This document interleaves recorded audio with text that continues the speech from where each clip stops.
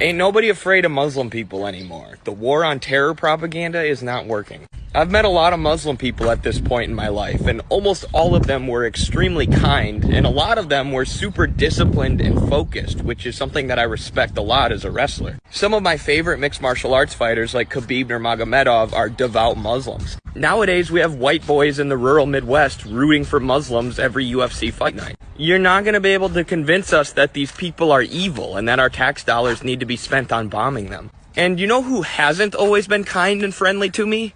Israelis, Zionists. I talked to some members of the IDF on Zoom. It took them about 5 minutes to start saying all Muslim people are terrorists. And to be clear, I'm not talking about Jewish people. I'm talking about supporters of the state of Israel, who, with their violent, unhinged, and rude behavior, are turning more and more people away from their cause, away from Zionism. Meanwhile, Muslim people with kindness and friendship are bringing more people towards the cause of Palestine. There were a bunch of students at the student protests recently who converted to Islam. And the mainstream media was like, look at this, see, America's being taken over by Muslims. Now I'm like, I don't blame those kids for converting to Islam at all. The Muslim students were probably super nice and super awesome and super welcoming. And they're like, hey, I'm gonna side with these guys against the mostly secular genocidal monsters that we're protesting against. Shout out to all the Muslims.